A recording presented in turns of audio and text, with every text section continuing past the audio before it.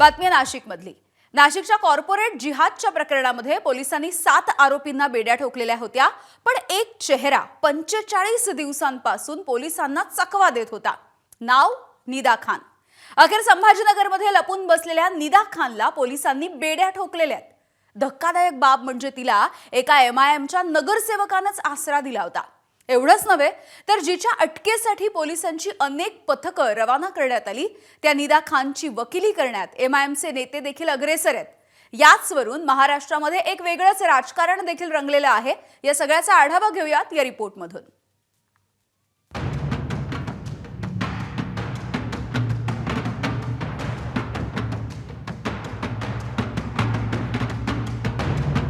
देशभर गाजत असलेल्या नाशिक कॉर्पोरेट जिहादच्या प्रकरणात फरार म्हणून घोषित करण्यात आलेली आणि 45 दिवस नाशिक पोलिसांशी लपंडाव खेळणारी हीच ती निदा खान। अखेर निदा खानला संभाजीनगरमधून अटक झाली आहे। धक्कादायक म्हणजे आरोपी निदा खानला आसरा दिला होता तो संभाजीनगरचे एमआयएमचे नगरसेवक मतीन पटेल यांनी। गुरुवारी रात्री उशिरा नाशिक आणि संभाजीनगर पोलिसांनी मतीन पटेल यांच्या संभाजीनगरमधल्या कौसर कॉलनीमधल्या घरावरती छापा मारला आणि निदा खानला अटक केली आहे।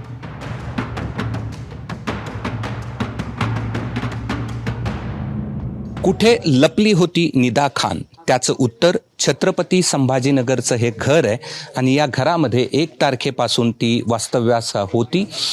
आई, वडील, मावशी, भाऊ आणि ती अशी 5 लोक या घरामध्ये वास्तव्यास होते। खरं तर हे आपण पाहिलं तर घर हे अत्यंत निर्मनुष्य अशा पद्धतीचं आहे। मागे शेती आहे, आजूबाजूला घर नाहीत, कुणालाही संशय येऊ नये, शिवाय हा जो परिसर आहे तो तिथे कुणाचं लक्ष जाणार नाही अशा प्रकारचा परिसर आहे आणि याच ठिकाणी 1 तारखेला ते वास्तव्यास आले होते। पोलिसांच्या अटकेपासून निदा खान लपत होती आपले परिवारासह आणि आताही आपण पाहतोय की या घराला या ठिकाणी कुलूप लावण्यात आलेलं आहे आणि इथून कोणीही बाहेर येत नव्हतं। एक व्यक्ती बाहेर यायचा दूध घेण्यासाठी आणि इतर सामान घेण्यासाठी, ते वडील होते आणि त्यात कोणीही घराच्या बाहेर निघत नव्हतं। मात्र पोलिसांना माहिती मिळाली आणि पोलिसांनी छापा टाकला। 5 जण या ठिकाणी वास्तव्यास होते। इथेच ती गेल्या 1 तारखेपासून वास्तव्यास होती आपल्या परिवारासह।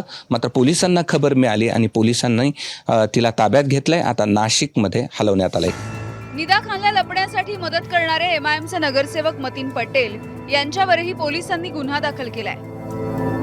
कल नासिक पुलिस और छत्रपति संभाजीनगर पुलिस के जॉइंट ऑपरेशन में आरोपी निदा खान इनको छत्रपति संभाजीनगर के नरेगांव इस परिसर से अरेस्ट किया गया है और इस परिसर के जो लोकल कॉर्पोरेटर है इन्होंने इनको हार्बर किया या पनाह दिया ऐसे निष्पन्न हुआ है और नरेगांव के कॉर्पोरेटर मतीन मजीद पटेल इनको हमने इस गुन्हे में आरोपी किया है।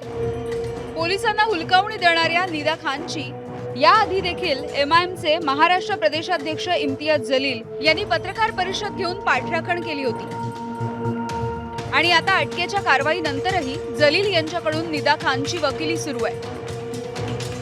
तिने काही मर्डर केली असती, तिला काही टेररिस्ट ॲक्टिव्हिटीज मध्ये ॲक्ट होतं, त्याचा काही संबंध होतो, तर पोलिसांनी स्वतः NBW रिलीज केलं असतं। पोलिसांनी स्वतः एक लुकआउट नोटीस जारी केलं असतं।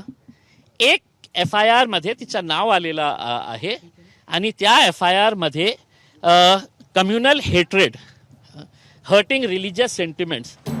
सामाजिक न्याय मंत्री संजय शिरसाट यांनी निदा खानवरून इम्तियाज जलील आणि एमआयएम वरती गंभीर आरोप केलेत। इम्तियाज जलील यांनी मागे सुद्धा त्या संदर्भामध्ये उघडपणे स्टेटमेंटही केले होते आणि एका अर्थानं पाठिंबा दर्शवला होता।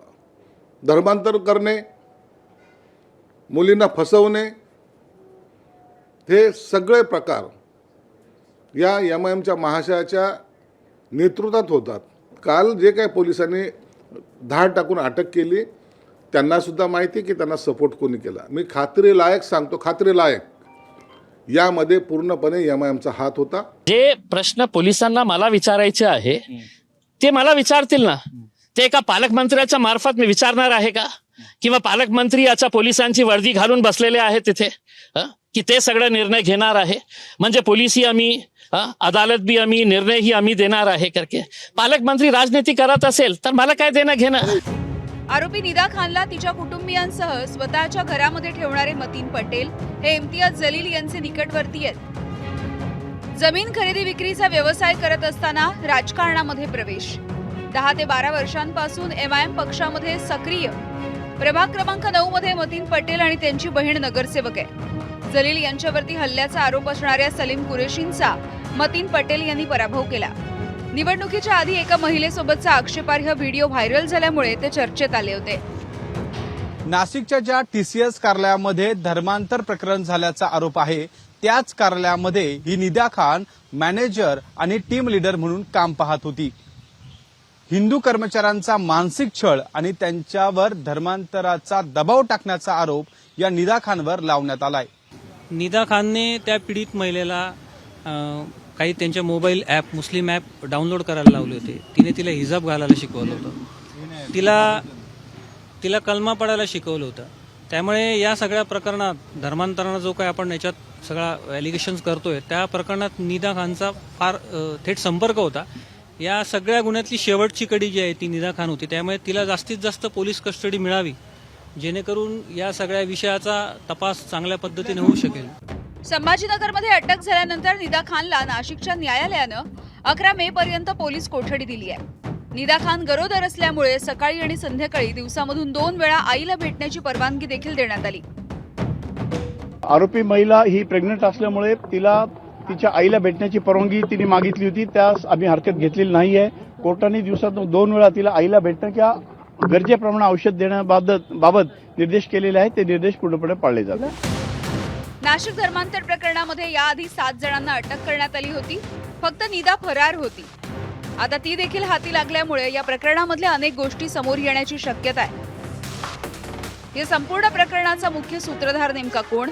मतीन पटेलचं तसंच एकूणच MIMचं या प्रकरणाशी नेमकं काय कनेक्शन आहे? या सगळ्या प्रश्नांच्या उत्तराची महाराष्ट्राला अपेक्षा आहे. नाशिकहून मुकुल कुलकर्णी, शुभम बोडकेसह कृष्णा केंडे, ABP माझा, संभाजीनगर.